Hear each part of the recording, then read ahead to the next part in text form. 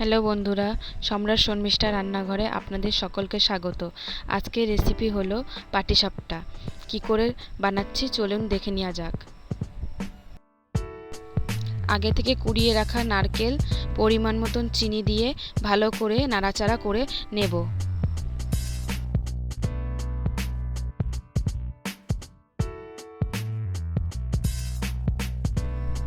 এরপর সামান্য পরিমাণে একটু জল দিয়ে ভালো করে নাড়াচাড়া করে নেবেন, যাতে দেখবেন বেশি পাতলা না হয়ে যায়।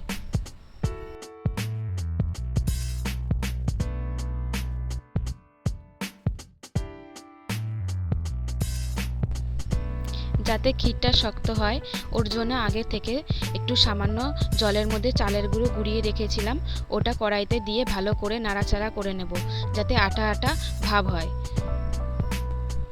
নারকেলের ক্ষীরটা ঠিক এরকম হয়ে আসলে একটা পাত্রে নামিয়ে নেব।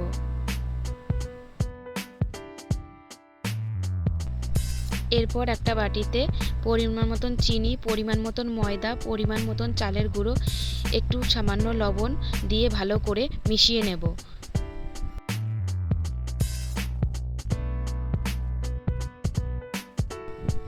একটু একটু করে জল দিয়ে ভালো করে মাখিয়ে নেব, যাতে ব্যাটারটা দানা দানা না থাকে।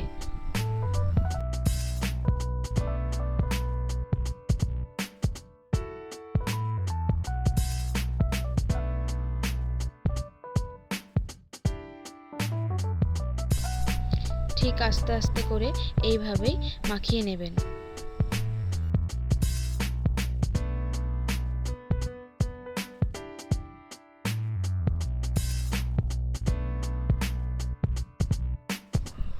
একটু একটু করে জল দিয়ে ভালো করে চটকে চটকে মাখিয়ে নেবেন, যাতে একটুকু দানা না থাকে।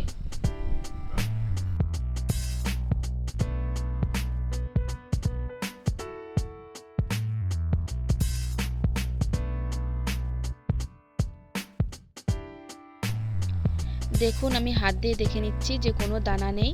আপনারাও দেখে নেবেন যাতে কোনো দানা না থাকে। দেখবে যাতে মিশ্রণটা এরকমই পাতলা হয়।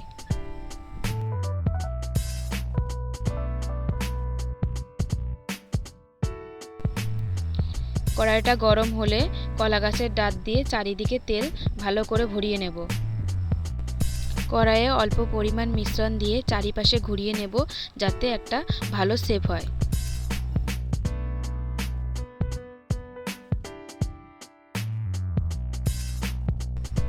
মিশ্রণটা একটু শুকিয়ে আসলে এরপর নারকেলের ক্ষীরটা দিয়ে চামচের সাহায্যে একটু একটু করে মুড়িয়ে নেব।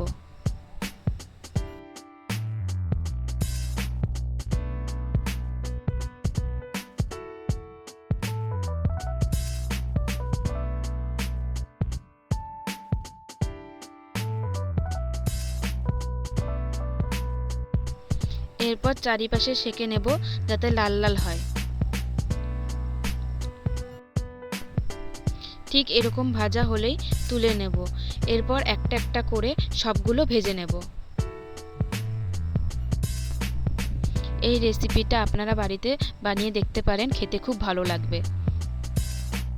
ভিডিওটা ভালো লাগলে লাইক, কমেন্ট, শেয়ার, সাবস্ক্রাইব করে দেবেন।